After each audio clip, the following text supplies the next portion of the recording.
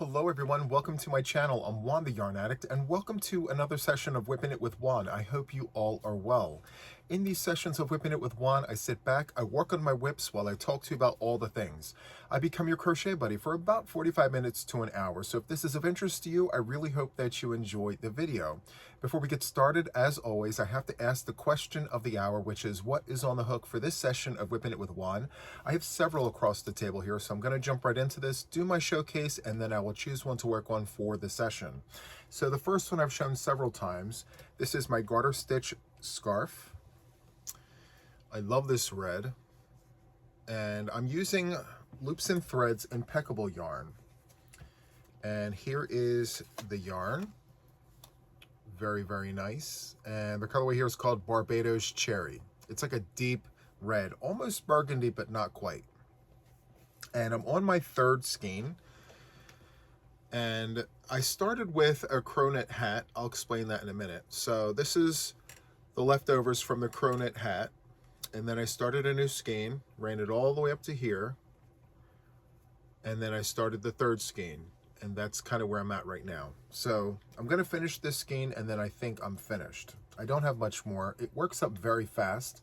I am using bamboo needles. These are number 13s, 9mm straight needles. Very, very nice. They're a lot of fun to work with. These thicker needles, so much fun.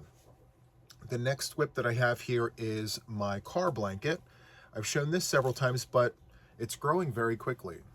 I'm having a lot of fun with this. Since the last time I've shown it, I added a few colors. So the gray is on. Super, super nice. And the next color that I'm going to add to this is called Mint. So I'm literally adding every color that I have in stash.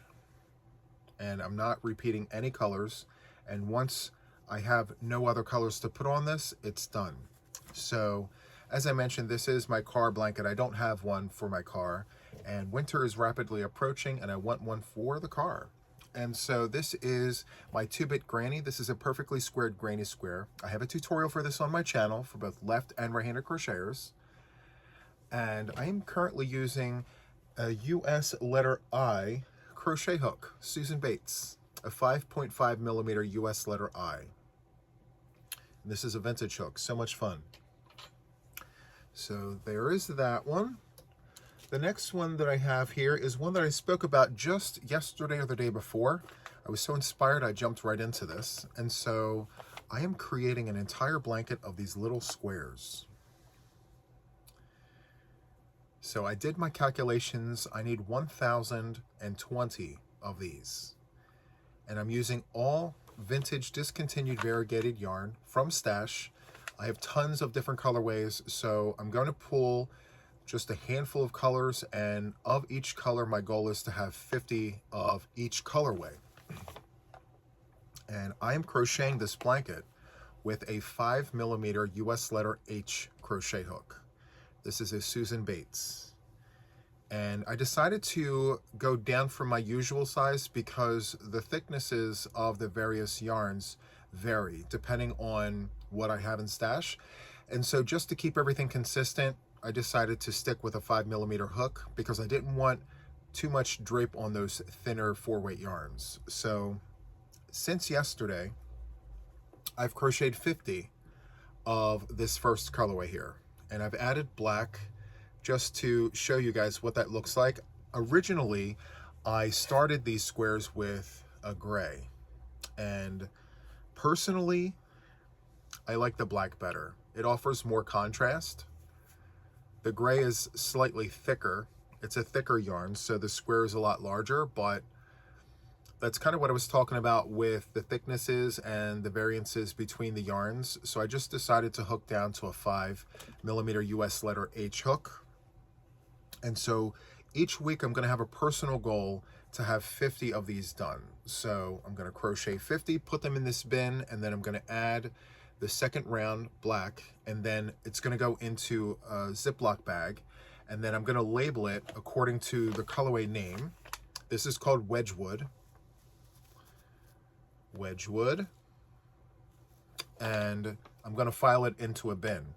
And I'm just going to continue doing that until I have 1,000 squares. And then that final colorway, I'm just going to make 20 squares. And that should give me the size that I need, which is a queen size blanket, 90 inches by 100 inches. So according to my measurements, that's what I need. And if I manage to get more done, great, but I'm not trying to overpromise and underdeliver. So if I can manage to do 1 bin a week, I'm good. Okay, so 1, 2, 3, and then finally, one that I started this morning, just a few hours ago, my next donation blanket. Before I show you this, my donation blankets for Camp Boggy Creek for the current season is done. I am now moving on to a new season, and so the continuation of donation blanket begins.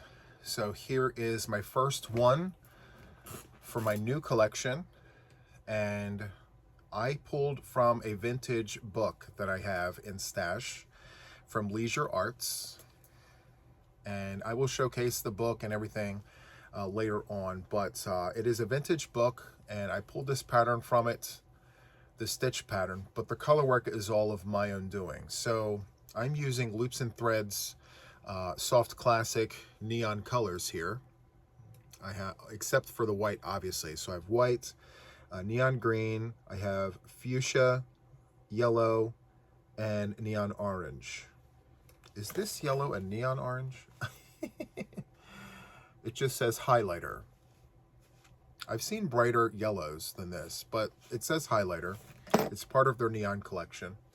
So these are just the 4 colorways, and the plan here is to do this repeat. So I have a section here where I'm only going 1 row for each color, and then 3 rows for each color.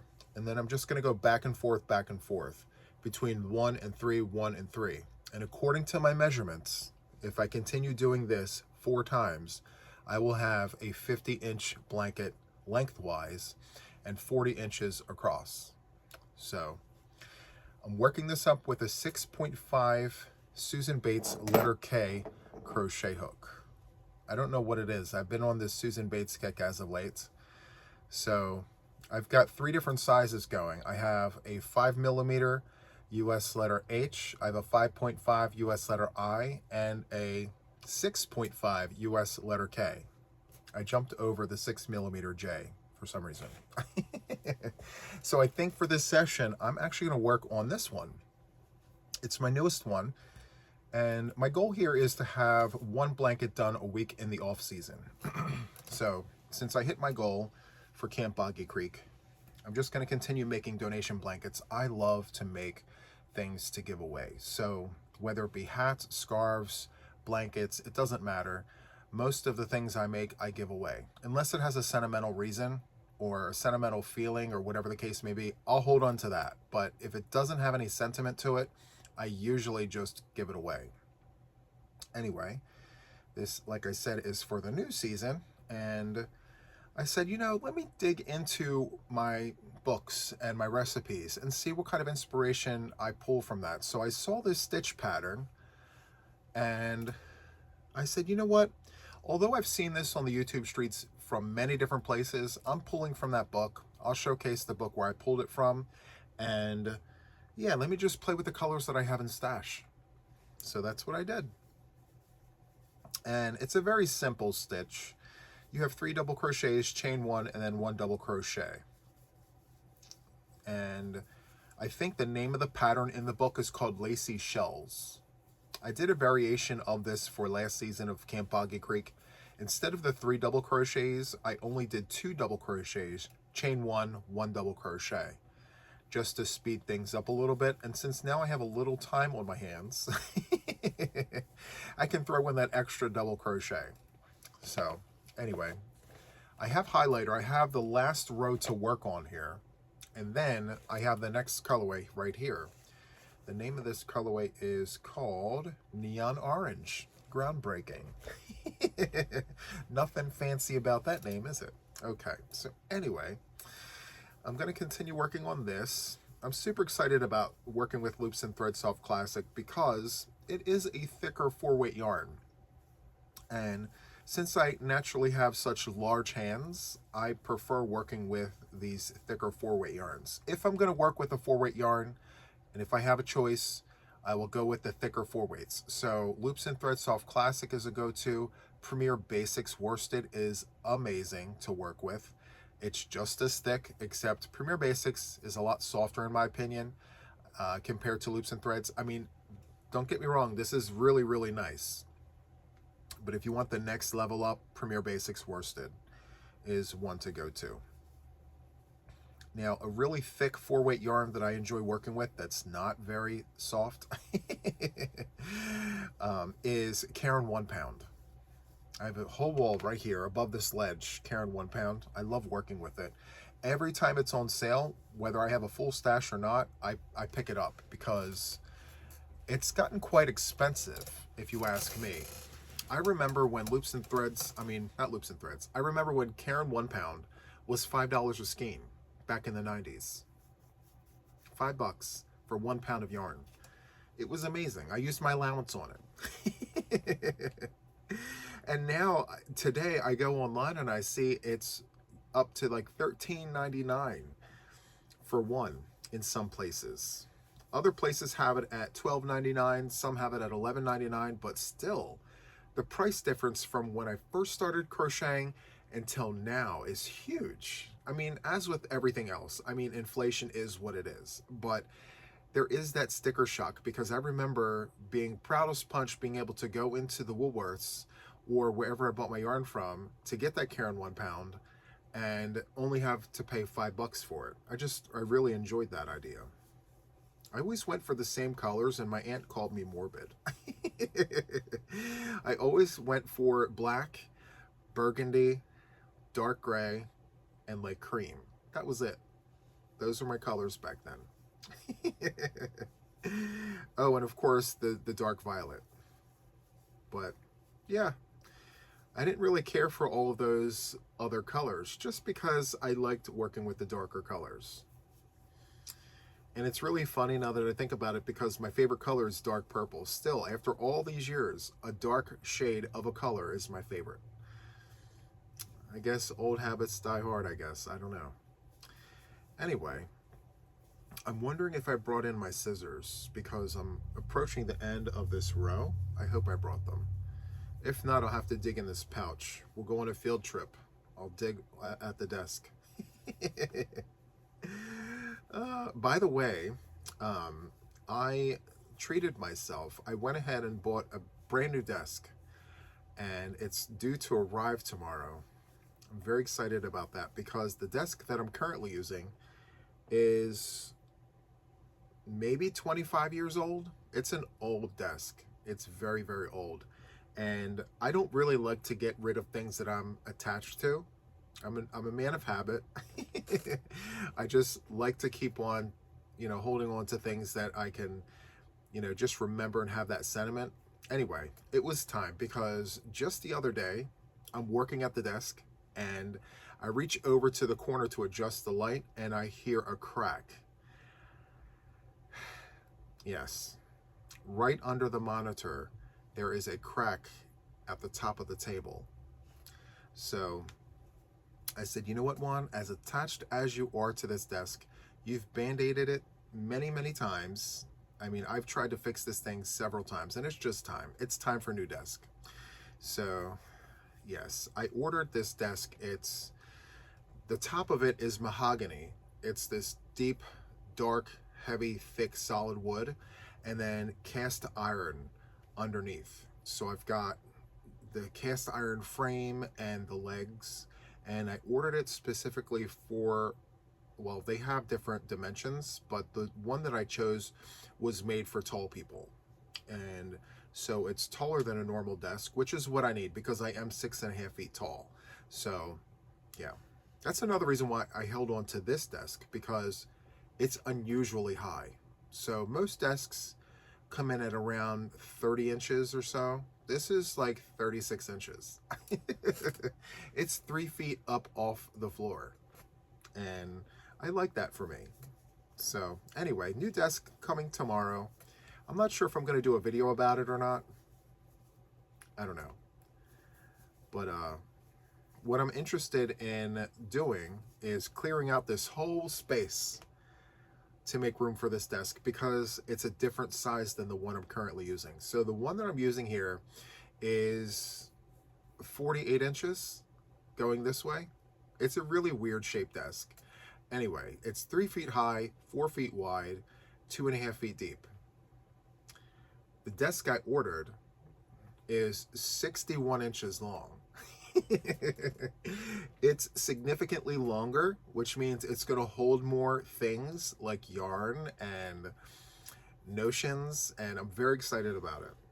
I have no need to hoard things on my desk, but as a creator, I just need to be able to reach for the things that I need to reach for. And so with that, I'm probably going to be ordering some,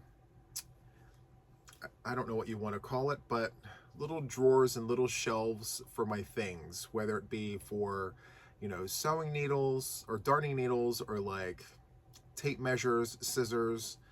I'm gonna have little cubbies of things. So all these years, I used to poke fun at my mom for having all of these little bags for things. And I said, "Mom, why do you have all these bags?" And she's like, "Because I need them for things." And then she'll take the bags and put them into other bags. And I used to poke fun at her for that. But now I find myself not with bags, with little cubbies.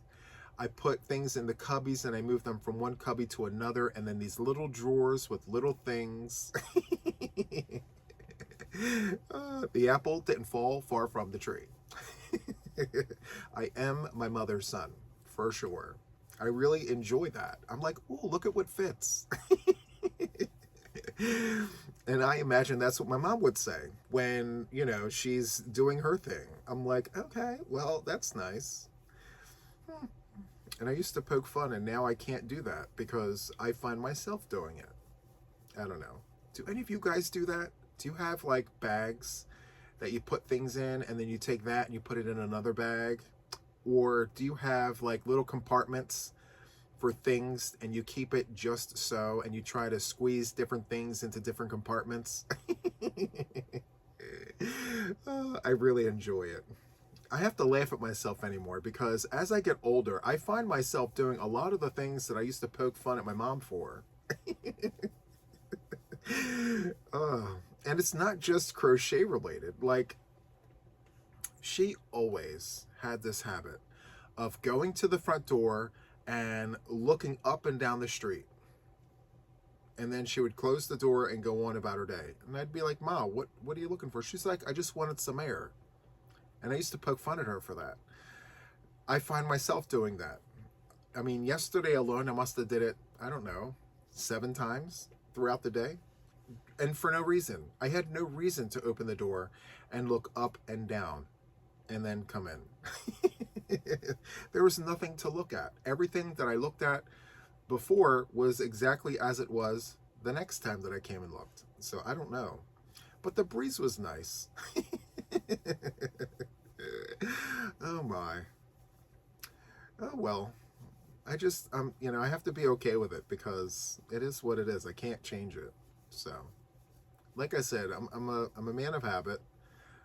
Even down to like the food that I make. Like, I try to explore and taste different things, but I've already tasted, I mean, I don't want to say I've tasted everything, but I've tasted many things and I know what I like. So when I grocery shop, when I cook for the house, I've got certain go-to meals that I know are fast, fun, easy, and I enjoy them.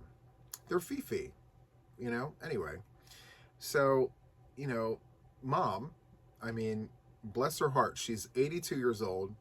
I bring her the same thing that I make for myself, and she grabbed my hands, and by the way, she's deaf, mute, and blind. So she grabs my hands and she does her sign language in my hands, and she said very fast, she's like, "Can you please bring me something else? I'm tired of eating the same thing." And I remember saying that to her when I was a teenager, when she did all the cooking. And it's just funny how roles have reversed. So now I have to find different things to shop for, to test to see if it's something that she would like. I don't know if my mom did that for me. I don't remember. I'm sure she did. I just don't remember it. I don't know. Anyway, am I ever going to get to the end of this row? I mean, that's the question of the hour, the real question. You know, these Susan Bates hooks, these older vintage hooks, I mentioned this before. If you can get your hands on these, they're very nice. I mean, they work up like butter. Now, these inline hooks are not for everybody. There are people who prefer tapered hooks, and I'm with you. I mean, I use tapered hooks too. I use Clover or More, I use Boy, I use Hero, Gem. I use anything I can get my hands on, to be perfectly honest with you. The fact that I'm using Susan Bates today is of no consequence to the other hooks. I love all hooks. I mean, yeah, they're really, well, there are some that I don't care for. There are those ones on Amazon where you've got these sets that got, I mean, they have these pretty little handles and they're like $4 and you get 6 hooks. I mean, I've had them. I've since gifted them to other people, but they've got these huge marks, nicks. I mean, I don't really care for those hooks. I care for the hooks that helps me get my work done. So whatever that looks like, you know, whether it be Prim, Boy, Clover, you name it, I like it. But I don't like those, I don't want to call them knockoffs, because for some people, that's all they can afford. And I'm all about it. If that's all you can afford, then go for it, as long as you're able to craft, you know. But if I have a preference, it's that I need to stay away from the hooks that keep me from doing the best that I can in my craft, you know. So, and besides, these boy hooks, these Susan Bates hooks, are just a few dollars a piece at Michael's. And if you use your coupon, it's even less. So there are affordable hooks that are not expensive at all. I believe one of these Susan Bates hooks at Michael's on sale, like with a coupon, you can get it for like $2. So it's not expensive at all. So yes, many videos have been made about hooks in general. I've done several hook reviews myself on my channel. I need scissors now. We've made it to the end of the row. Yay. And I don't have scissors. I don't have scissors. Oh, here they are. Okay. Let's cut off the yellow. Let's add the next color, which is neon orange. You know, I would really appreciate it more if they had fun names for the colors. Now, some yarns have amazing colorway names. For instance, Premier Yarns, Stitch Please. Their wool hanks, they have such amazing names. I've done several videos with those yarns. Yeah, very nice. But, I mean, yeah, if it's blue, call it blue. But if you have the ability to be creative and, you know, instead of blue, how about like electric blue or blissfully blue, you know? I'm sure those names are used already. Maybe that's the reason. Maybe there's a copyright and not everybody can use the same name for a color like that. I don't know. I'm clueless in Cleveland when it comes to that.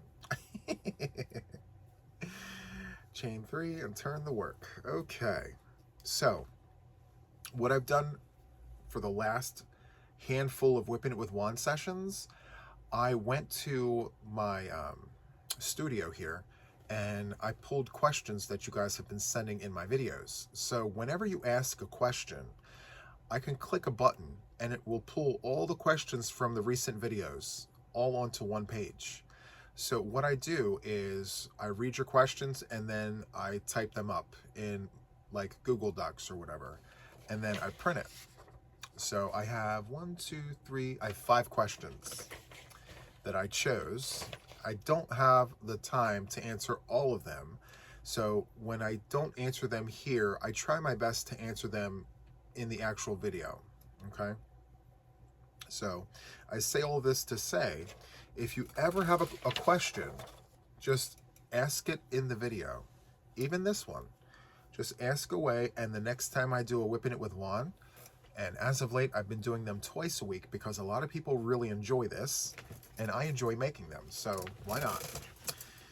I'll get your question, I'll type it up, and then I'll talk about it.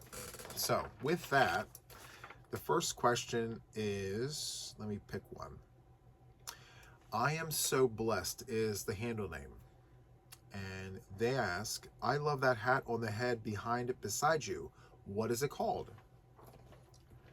This one right here is the one they're talking about. And a lot of you guys know this, but for those of you guys who do not know, this here is of my own creation. Sorry, Matt. By the way, he's called Matt.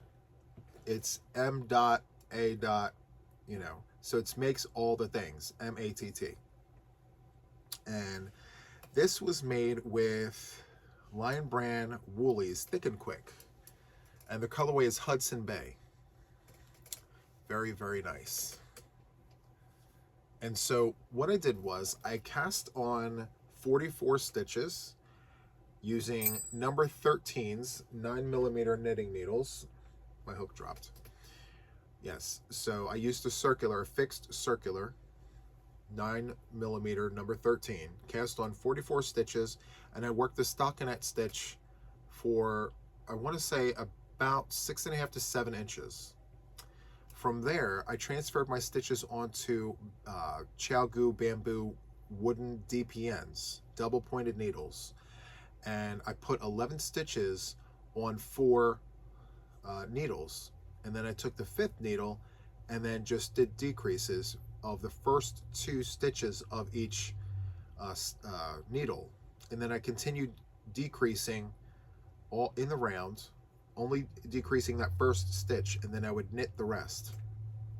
And I did that for about 2.5 inches, about 2.5 inches, until I had 4 stitches per needle. And then I took some yarn, and then I looped it around the remaining stitches, and then I pulled it all together to create that. So that is my crown. It's not perfectly flat, and that's perfectly okay. I like that. So I've got the decreases, but I also have that pulled together drawstring join. So then I took my work, flipped it upside down. I got a number, let's see, a 9mm US letter N, I think it is. Yeah, 9mm US letter N crochet hook, and I began doing single crochets in the round. So the first round I did here, and then I flipped it inside out, and then I did single crochets in the back loop for 6 additional rounds. So a total of 7 rounds of single crochet in the back loop.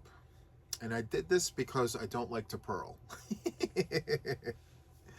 I don't like to purl, so doing the rib is not fun for me. And as of the date of this video, I just did a wake up with Juan this morning. I do my WIPn It with Juans on Mondays, my main ones, you know. Anyway, this morning during the live stream, I mentioned that I was going to go ahead and do swatches, you know, by the end of the week, by the time I record the podcast, I'm going to showcase some swatches. Hopefully I'm successful with this. I'm just going to try. So this week I'm going to do a garter stitch swatch, which I can clearly do, but I'm going to do it just, you know, so I can see the progression. The second one that I'm going to do is the knit and purl. So stay tuned for that. I can purl, I just don't like doing it because I feel like it's really sloppy. But I need to practice, and I know that. Okay, so let me grab my hook that I just dropped. And so anyway, that's how I made it. The name of that, I mean, I just made up the name. It's Crow Knit. It's part crochet, part knit. My Crow Knit hat. Yep. Super, super nice. I thought about doing a tutorial for it, but it takes me a while to knit. Like, I can crochet something up like this. That takes a lot longer, and it's easier if I just explain it. And so I did. And so there you are. Okay, let me do some stitches here. After all, that is why I do these videos. In addition to having company. That's the main reason. I do these videos because I like having company. I'm sure you do too. This craft is a very lonely craft. I mean, I'm sure we all can agree. A lot of us do this all by ourselves, and we put on the YouTube for company. So that's what I did when I first started watching YouTube. I looked for channels that I could put on while I did my craft, whatever that was, you know? And so I said, you know, someday that'll be me. I'm going to want to keep people company, and here I am. And so there it is. Anyway, let's see. Crafty KN asks, love starting Monday with you. So the wake up with Juan on Mondays. Yep. Question. How do you condition your hands working with all the fibers? I find I get dry hands, but don't want to get too much gunk in my work. So that's a very good question. Caring for your hands is very important in our craft, whether you knit or crochet or both, or if you do Tunisian, it's a very valid discipline. Regardless of what you're doing with the fiber arts, it is very imperative that you take good care of your hands. Before anything, listen to them. If they're telling you they're tired, let them rest. If they're telling you that they're dry, moisten them. If they're telling you they're clammy and wet, dry them. So, like, listen to your hands. Spend time massaging your hands if you're able to. Just, there's no wrong way to do that, you know. Just sitting here doing this feels amazing. And I'm sure many of you guys can agree with me. If you just sit here and do this, go across your knuckles, across the palm of your hand, taking your thumb and just rubbing the inside of your palm, taking your hands and just dragging them across the top. It increases the circulation across the top here, and then underneath your wrists. Just gently rub your wrists, relax your hand as you're rubbing your wrists. This is how I do it. This is not, you know, medical advice. This is just homeopathic, just very relaxed conversation. Most importantly, above all, listen to your hands. And if you're going to moisturize your hands, wait for your hands to completely dry from whatever you put on them before touching your fibers. Because if you're going to touch fibers with wet or damp hands, you're going to have fibers stuck to your skin. I mean, you're going to have to wash your hands again to get those fibers off, and you don't want that. So wait until your hands are dry and ready to work with whatever you're working with. Also, if you're able to, again, ask a medical professional before doing this, but if you're able to, after getting that advice, stretch your hands. The more you stretch, the more you keep that blood flowing, the better your hands will feel. You know, it's very important to just exercise your hands, keep them moving if you're able to. Listen to your doctor. If they say no, don't do it. But if they say yes, then do it. And do it a lot, especially if you spend hours crocheting, like I do. When I'm not at the day job or at the second job, I am literally crocheting. And some days, I'm crocheting 12 hours a day. I don't really sleep much. So, yes, I just love doing it. Anyway, that's my advice to that question. I know it was long-winded, but sometimes I have a tendency to do that. I love that for us. Let's see. Amanda asks, what brand or type of knitting needles would you recommend for a beginner? I love this question because I don't want to say I'm a beginner knitter, but I'm a baby knitter. Like I have several completed objects, but there's so much more for me to learn that I almost consider myself a beginner still. So I'm right there with you, Amanda. I'm working myself up to giving it a try. Any recommendations on tutorials, channels on YouTube to watch? I am a lifelong crocheter. You have helped inspire me to give it a go. Well, first, thank you so much for your questions. Let's see. Let's start with what brand or type of knitting needles should or would you recommend for a beginner? So first you got to ask yourself, what fiber am I wanting to begin with? Some people begin with cotton. You know, they just prefer, you may live in a warm climate. I don't know where you live, but if you're in a warm climate, acrylic wool is not at the forefront.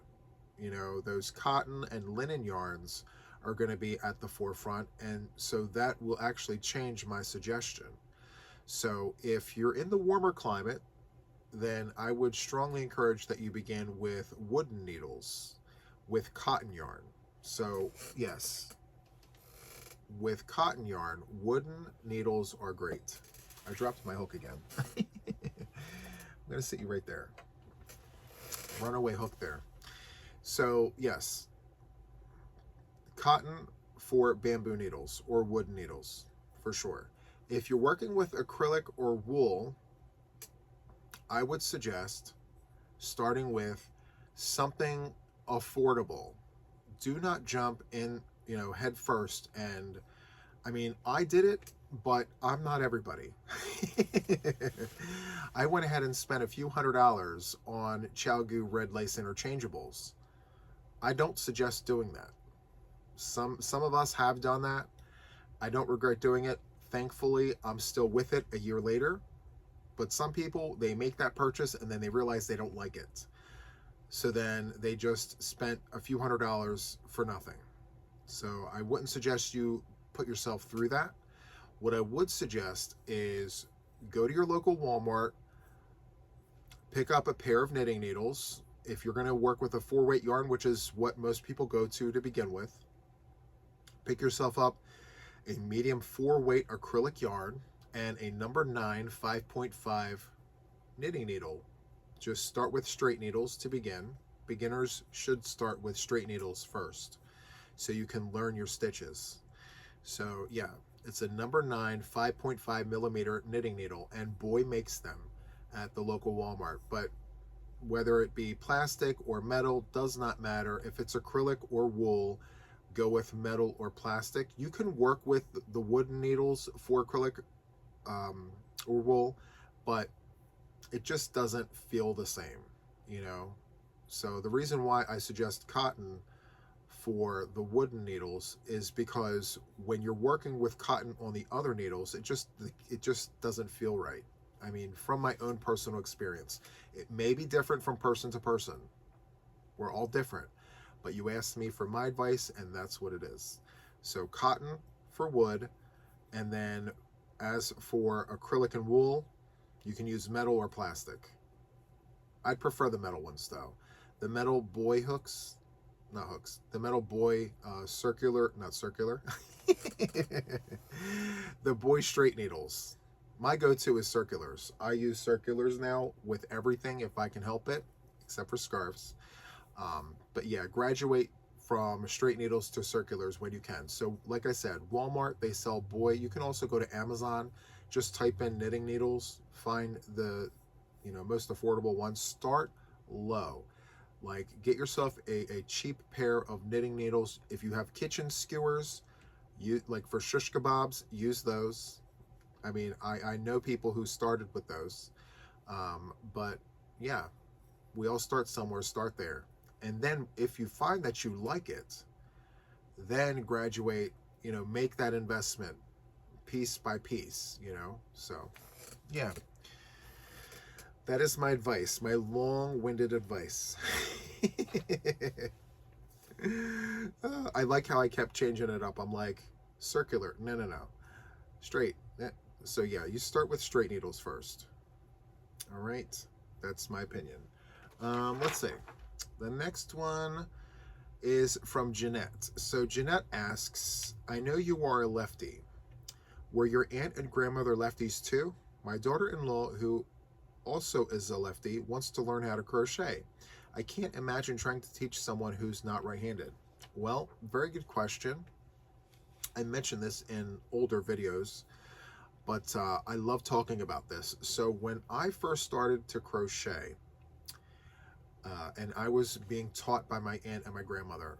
By the way, to answer you right away, everyone was a right-handed crocheter. I was the oddball out. Still am. I'm the only lefty in my family that crochets. But the way I learned was I sat directly in front of my aunt and my grandmother, not next to. So I was always taught to grab my yarn and my hook and mirror what was happening. So if I'm sitting in front of you holding my hook with my left hand, that means in front of me, the person is right-handed. So we did like a mirror image. So when they yarned over, I yarned over. When I went in, they went in.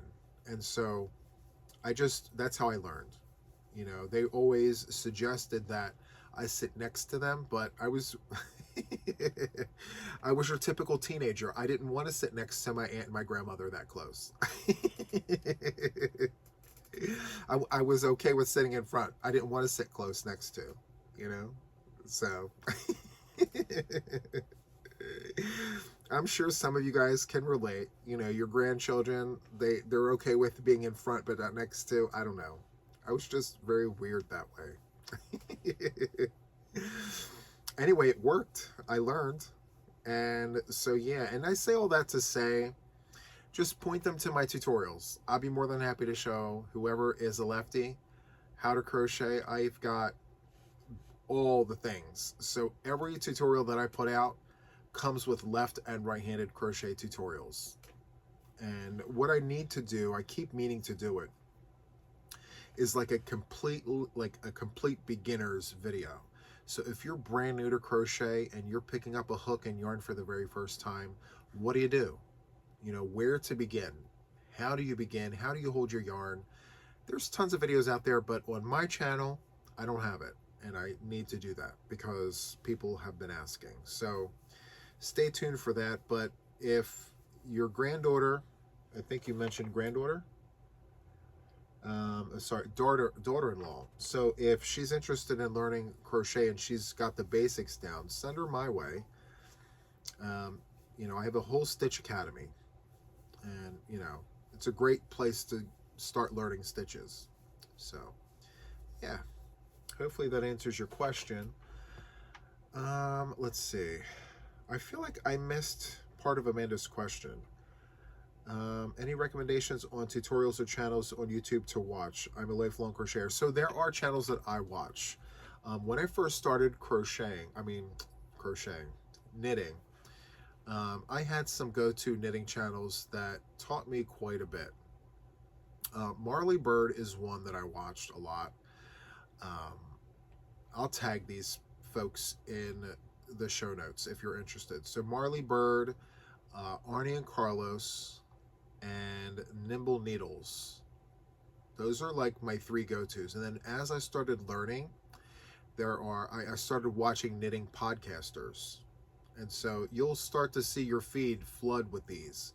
Once you start watching knitting tutorials, I mean, the algorithm knows. So if they see that you're watching these, you know, beginner tutorials, they're going to suggest other videos. So there's really no need for me to give you that whole list. I'm going to get you started with the three that I started with and then go from there.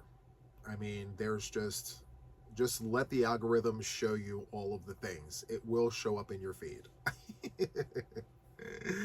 It will, because it has me. Most, if not everything that shows up on my feed as a viewer is knitting. Like, I want to say it's like 90% knitting and 10% crochet. And the little bit of crochet that does show up are the ones that I watch consistently because I'm doing projects, you know, in crochet with those channels. For instance, Luck of the Draw number 13 with Mama Swift. I watch her all the time. And so, you know, those types of videos show up, you know, but most of the time I'm getting knitting podcasters, I'm getting various knitting tutorials for different things, and yeah, you'll see. It'll start flooding in.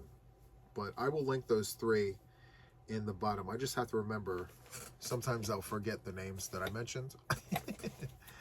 So MarlyBird, and then Nimble Needles, and then Arne and Carlos. Arne and Carlos are, for me, they're more of like podcasters and vloggers.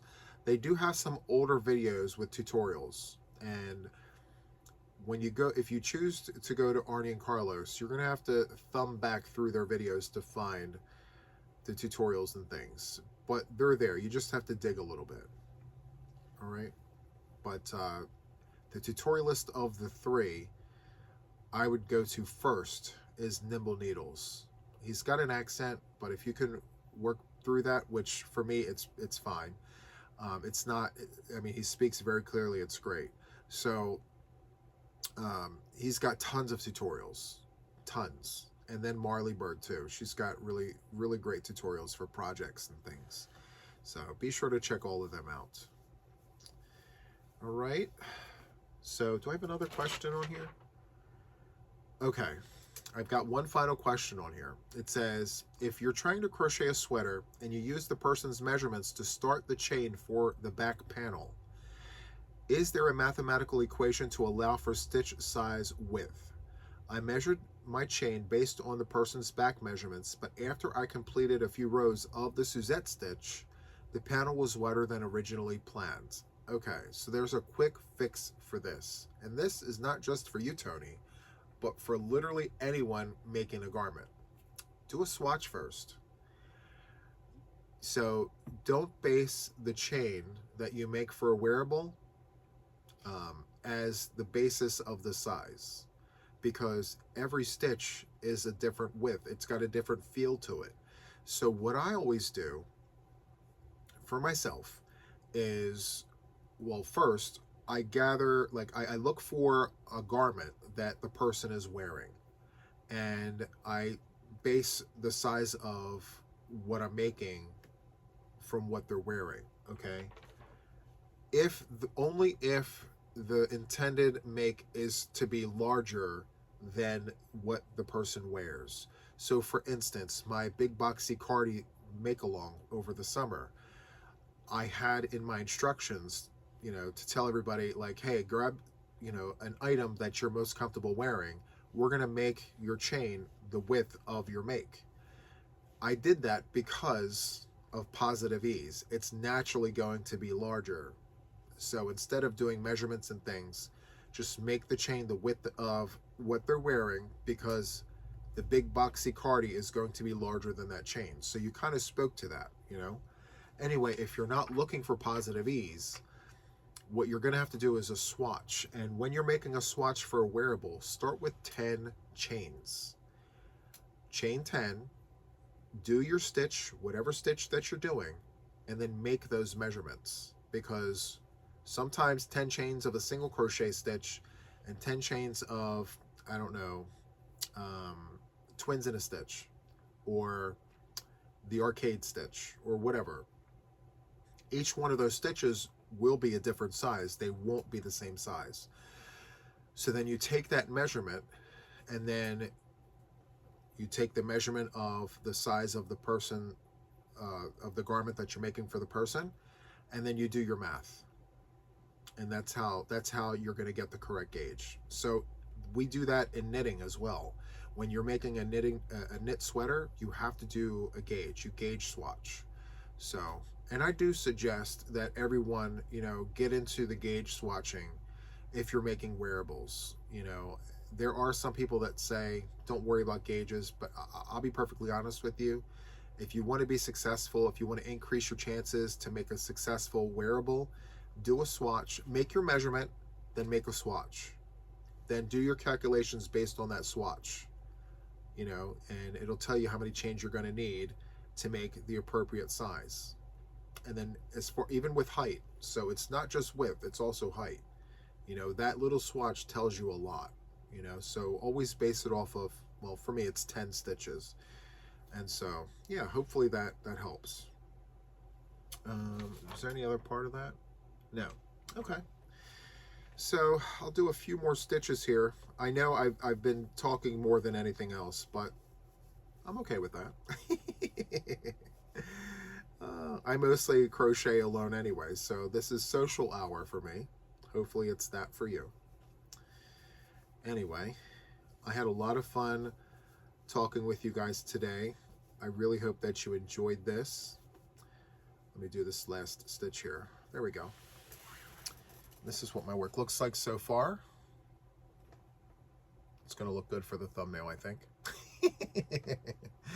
Anyway, I'm going to wrap this up, guys. Thank you so much for hanging out with me. If you enjoyed this, please be sure to do all the things. Hit that like button, hype up the video to get this in front of more people. I would really appreciate that. Leave a comment. If you have any questions, please leave them below, and I'll pull them and talk about them in the next WIP'n with Juan session. So that is all from me for now, and until the next one, take care. Bye.